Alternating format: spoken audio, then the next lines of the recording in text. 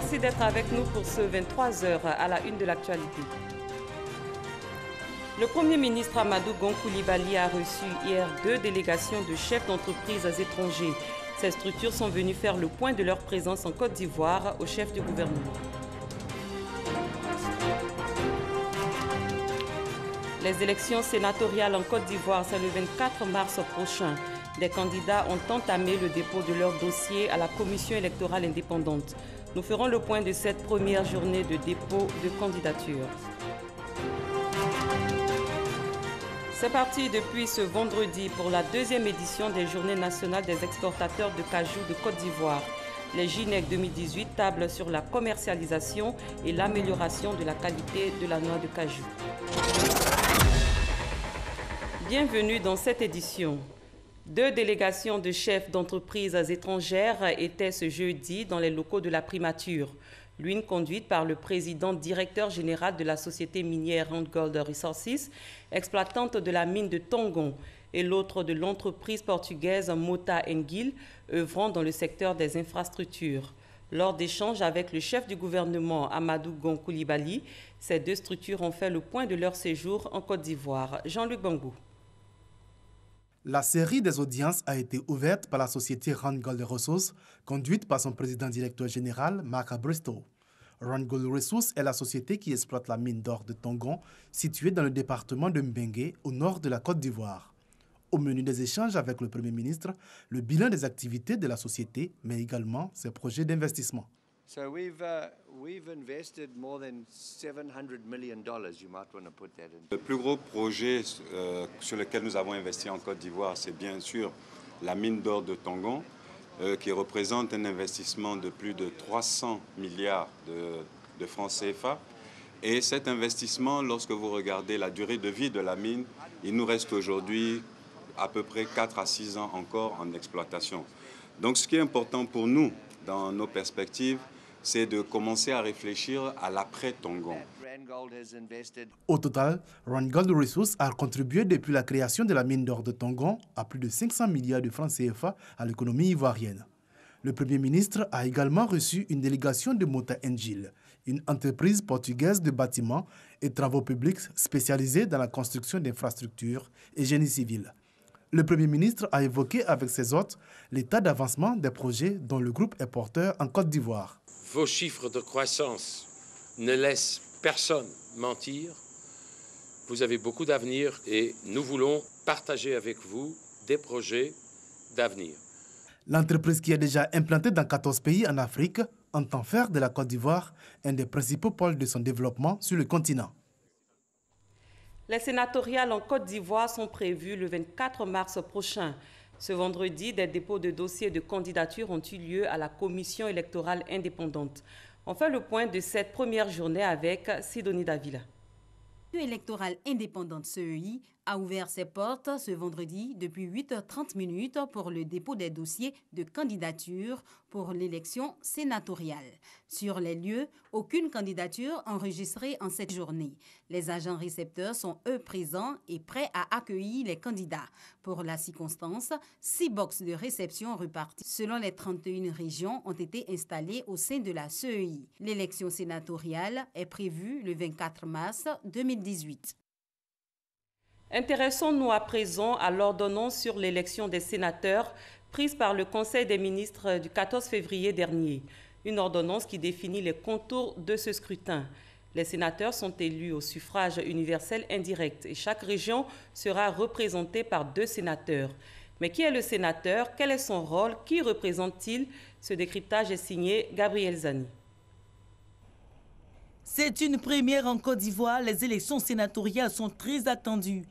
Dans une ordonnance prise récemment au Conseil des ministres par le chef de l'État, ces élections auront lieu le 24 mars 2018. Mais en fait, qui est le sénateur? Qui l'élit? Et que fait-il exactement? Autant de questions qui s'entremêlent depuis l'annonce de la tenue des élections. Un sénateur est un élu qui participe au travail législatif et au contrôle du gouvernement. Les sénateurs sont élus pour 5 ans au suffrage universel indirect, le vote étant ouvert aux députés, conseils régionaux, conseillers municipaux et non à la population. Cela dit, une partie des sénateurs sera élue par les députés actuels ainsi que les conseils municipaux et régionaux et de districts en exercice. Après cette élection, le président de la République désignera le tiers des membres du Sénat, soit 33 personnalités, ce qui équivaut à une personnalité par région et par district. Conséquemment, il y aura 33 sénateurs désignés par le chef de l'État et 66 élus par les élus locaux, car selon l'ordonnance, chaque région ou district est représentée par 2 sénateurs. Conformément aux dispositions transitoires et exceptionnelles de la Constitution de la Troisième République, le mandat des sénateurs prend fin en 2020. Les sénateurs vont assurer la représentation des collectivités territoriales et des Ivoiriens établis hors de la Côte d'Ivoire. Le mode opératoire de la première élection des sénateurs en Côte d'Ivoire a été expliqué au corps préfectoral au cours d'une rencontre avec le ministre de l'Intérieur et de la Sécurité. Sidiki Diakité a insisté sur la bonne tenue de ce scrutin. C'était en présence du président de la CEI, Youssouf Bakayoko. Michel Digri. Pour les premières sénatoriales en Côte d'Ivoire, la commission électorale indépendante et le ministère de l'Intérieur ne souhaitent pas rater l'organisation de ce scrutin. Une rencontre est initiée avec le corps préfectoral et c'est le ministre Sidiki Diakité qui plante le décor de la séance de travail. Nous avons souhaité pouvoir vous rencontrer, vos circonscriptions ayant été choisies comme par justement le texte de cette ordonnance pour servir de lieu de vote et abriter les différents bureaux de vote. Des innovations sont annoncées pour ce scrutin particulier avec un corps électoral composé uniquement de députés, de conseils régionaux et municipaux. Quand l'électeur se présente, il y a une vérification des mains de l'électeur pour s'assurer qu'il n'y a pas déjà d'encre ou indélébile sur un de ses doigts. Puisque l'électeur est marqué chaque fois qu'il vote. Nous le faisions dans le passé avec l'encre indélébile. Nous allons innover cette fois-ci avec un stylo indélébile. Des modifications sont également signalées sur les bulletins de vote. Alors, sur les bulletins de vote, dans le passé, vous avez des hologrammes. Nous avons supprimé l'hologramme et le secrétaire qui remet le bulletin à l'électeur doit signer à un emplacement réservé à citer. Le président de la commission électorale indépendante donne les enjeux de ce scrutin. Le véritable défi qui est lancé à la commission électorale est bien entendu de réussir à organiser ce scrutin dans le respect des normes de fiabilité, de transparence et d'équité. Que le verdict proclamé soit conforme à la volonté du peuple exprimée dans les urnes et que tout cela se passe partout dans un environnement apaisé. Un scrutin dans un environnement apaisé, c'est la mission confiée à l'ensemble du corps préfectoral qui s'est engagé à jouer sa partition pour la réussite de ces élections. Le coup d'envoi a été donné ce vendredi pour les 2e journées nationales des exportateurs de cajou de Côte d'Ivoire. Pendant 2 jours, les GINEC 2018 seront meublés de panels, d'expositions et d'échanges entre acteurs nationaux et internationaux de la filière. L'accent est mis cette année sur la commercialisation et l'amélioration de la qualité de la noix de cajou. Jean-Luc Bangou. La Côte d'Ivoire, plus que jamais, la plaque tournante du commerce mondial de noix de cajou. Un statut qui se renforce avec la tenue de ces journées nationales des exportateurs de cette spéculation. Événement par lequel ces acteurs entendent apporter leur contribution à l'industrialisation de la filière cajou.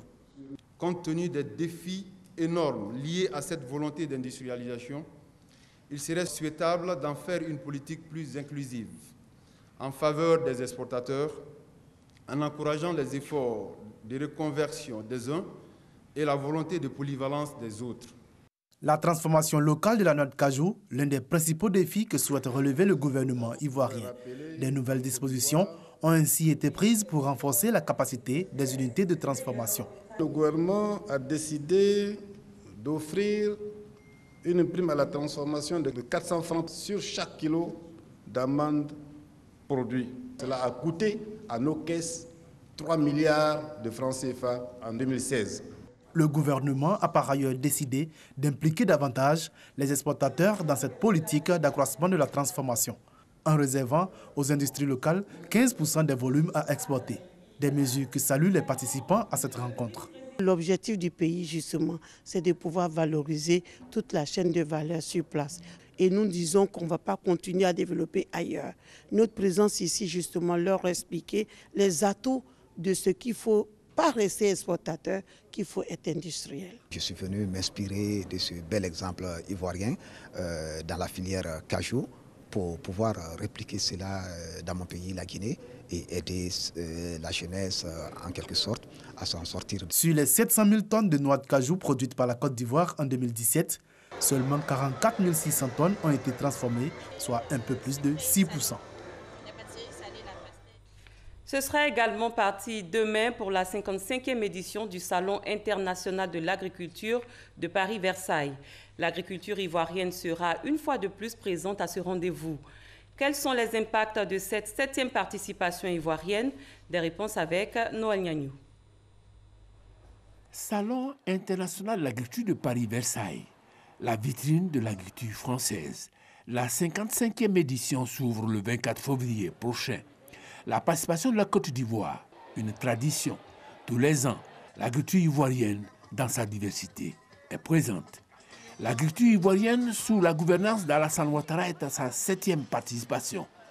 Qu'a gagné la Côte d'Ivoire en cette participation? Nous avons trouvé la réponse à travers 2 spéculations. La culture du palmier à huile. Une campagne de dénigrement menace l'avenir de la filière. Nous avons été soumis à des dénigrements sur l'image de l'huile de palme il y a de cela quelques années, et donc nous avions besoin de communiquer. L'autre spéculation, le karité. Une activité informelle en passe de devenir formelle. Après le Forum international sur le karité d'Abidjan de 2014 et le plaidoyer du premier responsable du karité au plan mondial. My message is that we would like the government Vivement que le gouvernement s'implique pour le développement de la filière karité en Côte d'Ivoire, qui pourra effectivement amener beaucoup de ressources aux femmes et aux enfants et ainsi donc développer les niveaux de la vie. Fort de ces plaidoyers, Sangafoua Koulibaly, ministre de l'Agriculture et du Développement rural, a offert une opportunité à Kati Karité de la Bagoué pour son originalité. C'est les plantes associées qui en font la valeur ajoutée. La réaction du marché est porteuse d'espoir. C'est la reconnaissance du produit à l'international. Non seulement partout dans le monde et puis même dans la sous-région, j'en ai tiré des collaborations avec d'autres dames qui font à peu près la même chose dans la sous-région. Mais mes meilleurs clients, c'est les Européennes. Au départ, je prenais le beurre de karité par 2 tonnes maxi avec les productrices là que je transformais. Bon, maintenant, quand j'arrive à évacuer, j'en prends encore. C'est-à-dire que c'est le délai de renouvellement qui est devenu beaucoup plus rapide. Parce que je ne fais pas pour garder. J'ai multiplié au moins par 3 ce que je faisais au début. Cet espoir a fait naître un enseignement aux promoteurs de Kati Karité. Moi, je pense que c'est une très bonne chose que les mêmes n'y aillent pas toujours. Moi, j'allais en 2016. L'année passée, il y en a d'autres qui sont partis et puis... il faut faire une sorte de roulement. Si le combat est gagné au niveau du karité, il n'en est pas de même pour l'huile de palme. À ce niveau, la bataille est encore entière. Le dénigrement continue, mais il s'agit d'une activité permanente. Il faut à chaque fois communiquer sur ce que nous avons comme atout, sur les actions que nous menons pour justement apporter la contradiction à tout ce qui dénigre l'huile de palme. C'est une communication permanente. Au total, s'agissant de ces 2 spéculations, le marché est porteur. C'est pourquoi il importe donc de poursuivre les investissements dans ces secteurs afin de faire le bonheur des paysans ivoiriens. On aborde maintenant des questions de développement. Le Conseil régional du Tonkoui a inauguré des infrastructures sociales de base dans les domaines de la santé, de l'éducation et de l'électrification rurale. Des infrastructures qui vont contribuer à améliorer les conditions de vie des populations. F. Bouy. Les femmes de Bombelo, un village de la sous-préfecture de Biankouman, donnaient la vie dans des conditions difficiles, avec parfois des conséquences fâcheuses. J'ai accouché en brousse, je dors au champ, j'ai accouché dans le campement. On avait aussi ici souvent des accidents dans l'accouchement. Aujourd'hui, ce n'était pas en avant pour Gbombelo qui a désormais sa maternité. Que de joie. On a une maternité maintenant en sécurité.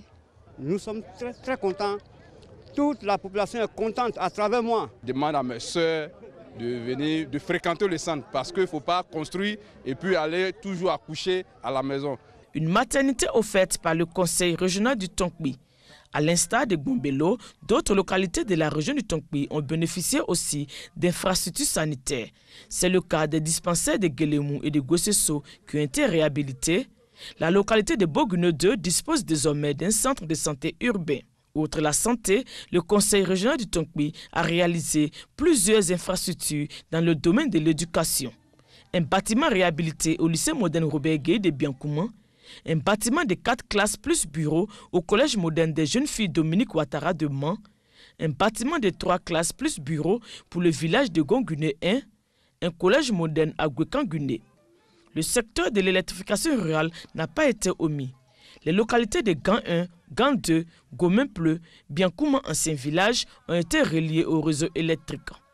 Pour le conseil régional du Tonkpi, l'inauguration de ces infrastructures sociales de base est un moment de communion avec les populations. Ça nous permet de donner des conseils, ça nous permet de les mobiliser autour des infrastructures que nous mettons en place pour l'entretien, mais aussi pour la fréquentation. Et puis bon, évidemment, c'est des occasions pour eux de nous présenter d'autres doléances. Vous savez que nous devons élaborer les programmes en prenant l'avis des populations.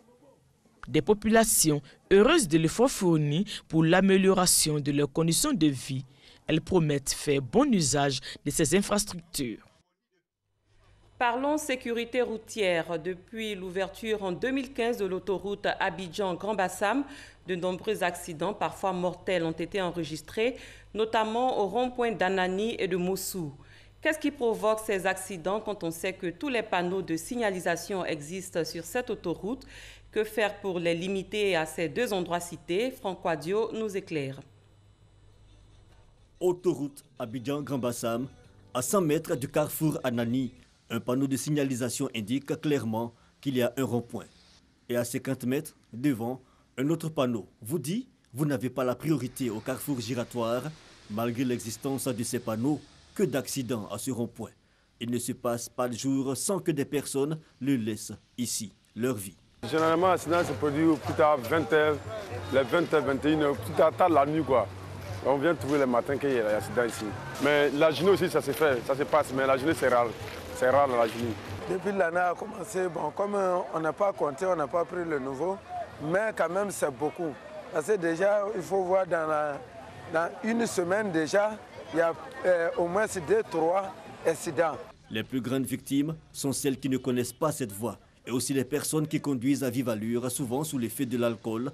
Tenez, ce véhicule fait partie des victimes de ce rond-point. Des témoins nous informent que le conducteur serait décédé. Et à voir l'état du véhicule, il n'y a aucun doute, l'accident a été dramatique. Mais il n'y a pas que les automobilistes qui sont en danger par ici. Certaines habitations étant situées non loin du rond-point, beaucoup reçoivent la visite d'automobilistes imprudents. Voilà ma maison qui est là.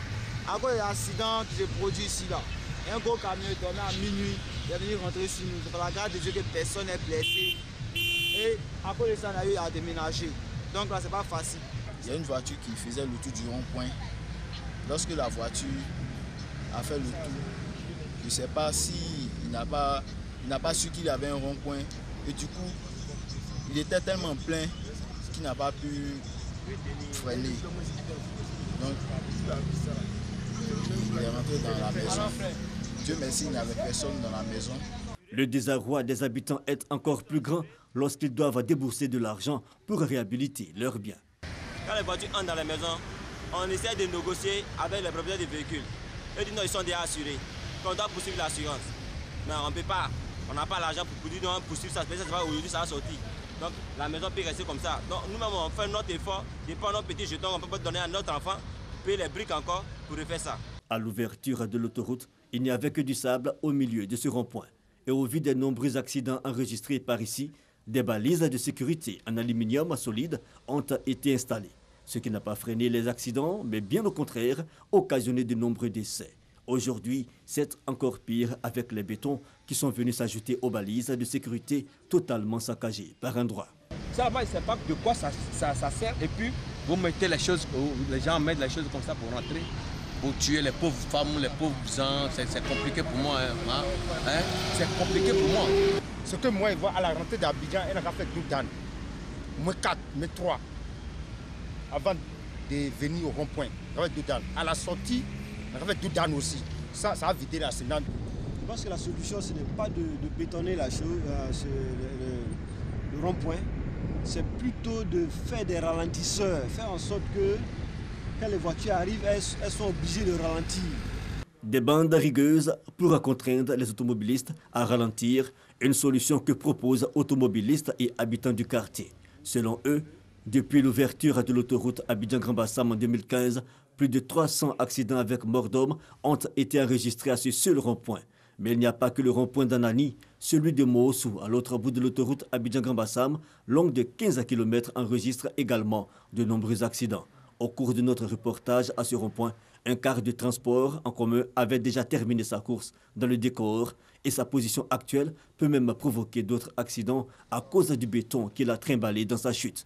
Rond-point d'Anani et de Moossou, ces aménagements particuliers pour réguler la conduite automobile sont devenus de véritables carrefours de la mort, malgré l'éclairage qui existe sur le long de l'autoroute jusqu'à ces endroits. Des échanges ont eu lieu entre le mouvement ivoirien des droits de l'homme et le commissaire du gouvernement, Ange Kessi Kwame. Le MIDH a présenté au procureur militaire un projet d'assistance judiciaire en faveur des personnes victimes des plus graves violations des droits de l'homme entre janvier 2000 et janvier 2011. Abou Sanougou. Le MIDH, le mouvement ivoirien des droits humains, se préoccupe de graves violations des droits de l'homme en Côte d'Ivoire. Une de ces délégations a été reçue par le commissaire du gouvernement Ange Kessi Kwame dans les nouveaux locaux du tribunal militaire d'Abidjan. Leurs échanges ont porté sur la présentation du projet d'assistance judiciaire en faveur des victimes des plus graves violations des droits de l'homme. Projet présenté par le MIDH et qui vise à lutter contre l'impunité des violations graves des droits de l'homme.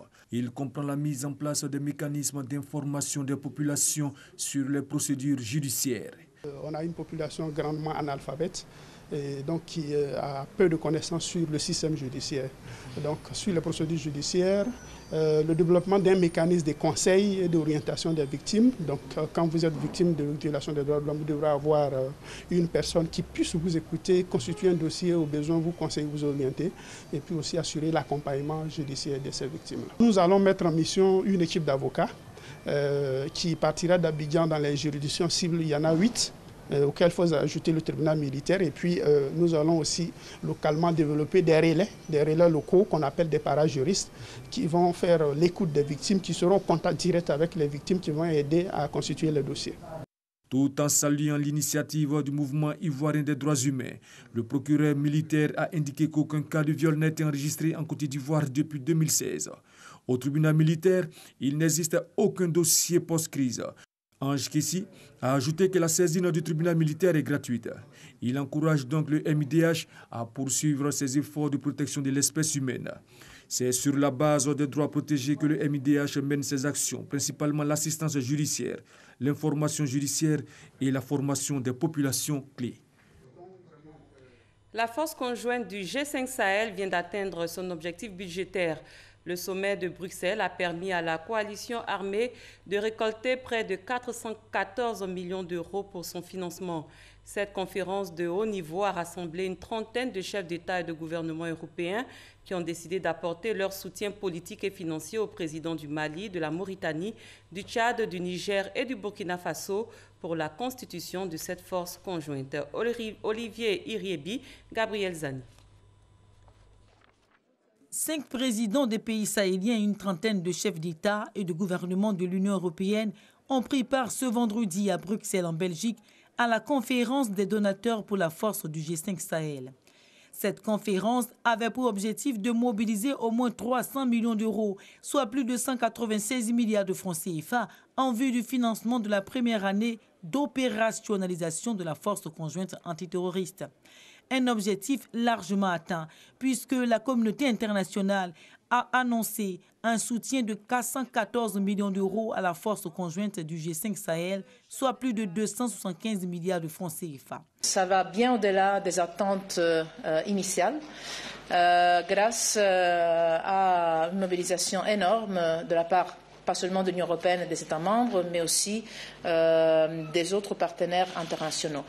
L'Union européenne participe pour près de la moitié à ce financement de la force militaire du G5 Sahel, censée devenir pleinement opérationnelle en milieu d'année et dont la mission est de lutter contre les groupes djihadistes dans la région du Sahel. Avec les soutiens des 40 pays représentés, les organisateurs de la conférence devraient rapidement se féliciter d'avoir atteint leurs objectifs. Bien que satisfaits de la mobilisation des ressources, les pays du Sahel souhaitent la mise en place d'un mécanisme durable sur la question du financement, vu que la lutte contre le terrorisme est un combat continu. La force sous-régionale de lutte contre les djihadistes dans le Sahel comprend 7 bataillons forts de 650 hommes chacun et réunissant des forces issues des 5 pays de la région, la Mauritanie, le Mali, le Burkina Faso, le Niger et le Tchad. En culture, la Biennale des Arts pour la forêt et l'environnement s'ouvre en octobre prochain à Abidjan. Le parc national du Banco fera l'objet de créations artistiques visuelles. Une trentaine d'artistes du monde sont attendus. Franck Quadiou. L'art s'exprimant en pleine nature. C'est le principe du projet Abidjan Green Arts, la Biennale des Arts pour la forêt et l'environnement de Côte d'Ivoire. Il s'agit de repenser notre approche de nos forêts par l'expression artistique. Toutes les formes d'art, que ce soit la poésie, la danse, la chanson, le conte, la performance et l'écriture, voilà, associées aux arts visuels, avec l'installation, la performance, la photographie, amener par ce truchement, amener les gens à reconsidérer la forêt, à reconsidérer leur environnement. Une première édition donc dans le mois d'octobre. Ce sont 13 artistes des arts visuels, 15 plasticiens venus de l'Afrique et 7 artistes des arts du spectacle. C'est une biennale qui aura lieu dans le parc national du Banco à Abidjan. Et nous, on ira dans la forêt et les gens viendront voir comment on a communié avec la forêt. Ou alors comment on a fait communier les artistes avec la forêt. Les gens diront, mais tiens, donc la forêt, c'est pas seulement pour défricher et faire la culture. Non. Un projet soutenu par les ministères des Eaux et Forêts et du Tourisme, puis encouragé par le ministère de la Culture par la voix de Fousseni Dambélé, directeur de cabinet. Déjà présent à Abidjan, des opérateurs internationaux venus partager leurs expériences et s'imprégner de l'existant. Seront prévus des ateliers de formation et un circuit touristique, une façon d'attirer un nouveau type d'investissement vers la Côte d'Ivoire. Le stade Champroux de Marcory va vibrer demain à 19 h au rythme de la finale du tournoi UFOA Bédam. L'affiche oppose la Côte d'Ivoire au Ghana, deux pays qui ont décroché jeudi leur ticket au détriment respectivement du Mali et du Nigeria. La levée du corps de l'ancien député maire de Grand Laou a eu lieu aujourd'hui à Trècheville. Elle a été suivie du piquet d'honneur à l'Assemblée nationale. Diaya Jean est décédé le samedi 13 février dernier. Il a reçu un dernier hommage de sa famille politique à la maison du PDCI RDA à Cocody. Ahmed Traoré, Gabriel Zani. Le moment était solennel. La musique distillait des messages en honneur de Jean Gomijan, désormais ex-député maire de la commune de Grand Laou, rappelé à Dieu le samedi 13 janvier dernier. Je voudrais, en ce moment, où, étreint par la douleur et dans le flot larmoyant de nos yeux, me réjouir de votre présence réconfortante autour de nous, autour de la famille, autour de l'Assemblée nationale qui perd un de ses plus valeureux et bien certainement aussi un de ses plus heureux membres. Selon les témoignages recueillis, il œuvrait de son vivant au rassemblement et à la cohésion sociale. Outre le président du PDCI RDA, Henri Konan Bédié, le vice-président Daniel Kablan-Duncan, le premier ministre Amadou Gon Coulibaly, toute la classe politique a tenu à lui rendre un dernier hommage. C'est vrai que je suis le député de Tengrela, mais mes parents sont nés à Grand Laou. Donc j'ai vécu avec le député, je le connais, et très bien, je le connais. En tant que député de Grand Laou, voilà quelqu'un qui a contribué à mon élection de 2011 et de 2016. Nous sommes tristes, nous sommes abattus parce que nous avons perdu un frère, un ami, un collègue. C'est d'ailleurs ce que vous constatez ici ce matin à l'Assemblée nationale. Nous sommes là pour lui rendre un dernier hommage. L'ex-député maire Diajan sera inhumé le samedi 24 février à Djegbenou, dans la commune de Grand Laou. Ainsi s'achève cette édition. Merci de votre fidélité. Les programmes se poursuivent sur RTI 1. Très bonne fin de soirée.